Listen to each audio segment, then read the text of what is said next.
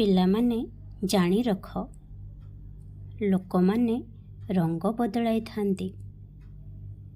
କିଛି ଲୋକଙ୍କର ସ୍ୱଭାବ ତ ଏହିଭଳି ଅଟେ। ଏହିଭଳି ଲୋକଙ୍କୁ ଚିହ୍ନିବା ଶିଖ। ମୁଁ ସବୁବେଳେ ଦେଖେ, ମନୁଷ୍ୟର ସ୍ୱଭାବ ଏହା ଅଟେ କି ସେ ସୁଖ ଅପେକ୍ଷା ଦୁଃଖର ମୁହୂର୍ତ୍ତକୁ ଅଧିକ ମନେ ରଖନ୍ତି।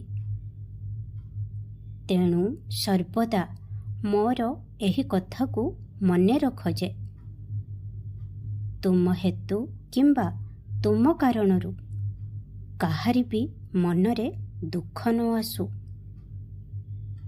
ତୁମ କାରଣରୁ କାହା ମନରେ କିଛି ବି କଷ୍ଟ ନ ପହଞ୍ଚୁ।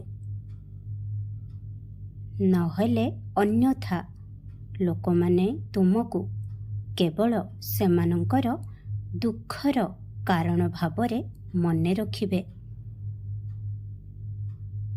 ମୁଁ ଏବେ ତୁମର ସମୟ ବଦଳାଉଛି, ତୁମ ସମୟର ପରିବର୍ତ୍ତନ କରୁଛି। ଆଜି ପର୍ଯ୍ୟନ୍ତ ତୁମେ ଯେଉଁ ବିଷୟକୁ ନେଇ ଆଶା ଛାଡ଼ି ଦେଇଛ, ତୁମର ସେହି ଅଧା ରହିଯାଇଥିବା କାମ ମୋ ଆଶୀର୍ବାଦରୁ ଏବେ ତାହା ହୋଇଯିବ। ମୋ କଥା ଉପରେ ବିଶ୍ୱାସ ରଖ। ତୁମେ ମୋ ଛୁଆ, ତୁମେ ପରାସ୍ତ ହୋଇଯିବ ଏହି ଭୟରେ କାହିଁକି ବଞ୍ଚୁଛ? ମୁଁ ଚାହେଁ ତୁମେ ତୁମ ମନରେ କୌଣସି ଭୟ ରଖି ବଞ୍ଚ ନାହିଁ। ଆରେ ତୁମର ଏହି ବାବା ତୁମକୁ ପ୍ରତି ମୁହୂର୍ତ୍ତରେ ସାହସ ଦେଉଛି। ସେଥିପାଇଁ ସର୍ବଦା ନିଜ ପାଇଁ ସକାରାତ୍ମକତା ଏବଂ ସକାରାତ୍ମକ ଶବ୍ଦ ବ୍ୟବହାର କର।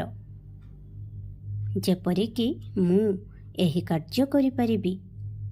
ମୁଁ ପ୍ରତ୍ୟେକ ଅସୁବିଧା ସମୟରେ ବି ସହନଶୀଳ ଭାବରେ ଶାନ୍ତ ରହି ସମସ୍ୟାର ସମାଧାନ କରିପାରିବି। ମୋ ସହିତ ଯାହା ବି ହେଉଛି ଭଲ ହେଉଛି। ମୁଁ ବି କହୁଛି ତୁମ ସହିତ ସବୁ କିଛି ଭଲ ହିଁ ହେବ।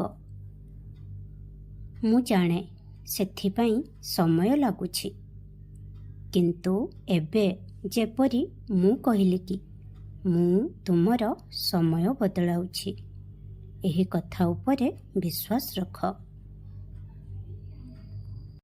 ହଁ, ଖୁବ୍ ଶୀଘ୍ର ମୁଁ ତୁମକୁ ମୋ ପାଲକି ଯାତ୍ରାରେ ସାମିଲ କରିବି।